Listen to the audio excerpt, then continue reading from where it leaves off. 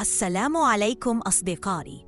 اليوم سنتطرق لسر صغير، مثل جزائري مشهور نسمعه كثيراً، وهو عرس الذئب. يا ترى ما هي قصته؟ فلنكتشفها مع بعض. كما تعلمون أن الذئاب تعيش في عائلة تسمى القطيع، والتي تتكون من الزوجين المربيين، القائدان وأبناؤهم وأقاربهم. يتصف الذئب بالوفاء الشديد لشريك حياته، حيث يعيش معه مدى الحياة، وتساعد الذئاب بعضها البعض في الصيد والدفاع عن المنطقة. كما تتعاون في تربية ورعاية الصغار، وتظهر الذئاب وفاء لوالديها، حيث يعتني الأبناء بوالديهم العاجزين في شيخوختهم بتوفير الطعام لهم. لكن لدى الجزائريين مثل مشهور يقول عرس الذئب، فهيا نعرف سر هذه القصة. الحكاية تقول يا أصدقائي أنه في أحد الغابات الشاسعة من غابات بلادنا الجميلة، كان يعيش قطيع من الذئاب في هناء.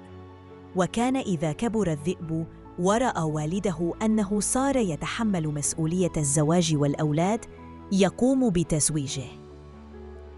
لكن من بين الإخوة كان هناك ذئب كسول، لا يخرج مع إخوته للصيد، ولا يشارك القطيع في حماية الغابة من الدخلاء.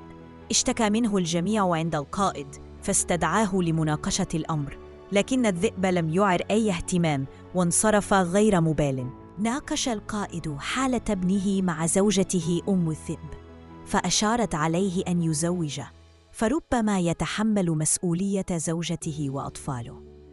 وفي صباح الغد نادى الأب على ابنه وقال له: يا بني، حدد يوماً لزواجك. اندهش الذئب وقال باستغراب: ولماذا تريد تزويجي؟ حالي أفضل وأنا بمفردي. فرد الأب بحزم: إن لم تحدد غداً يوماً لزواجك، أخرج من القطيع، فلا نريدك بيننا.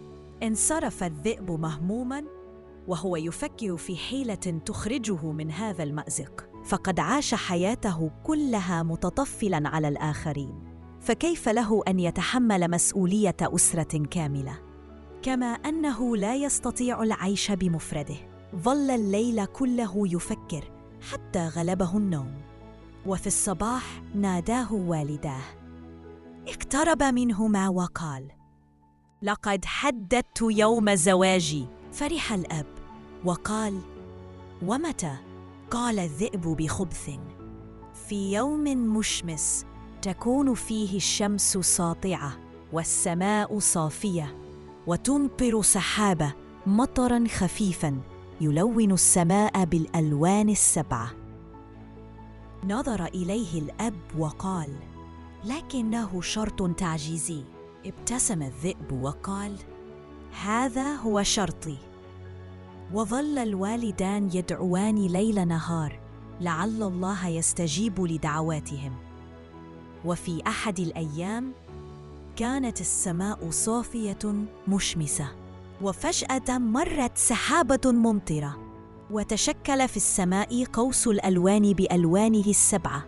وقف الذئب مدهوشاً، وفرح كل القطيع. وقال القائد: من اليوم سيكون هذا هو يوم عرس الذئب. وكان بين مارس وجويليا.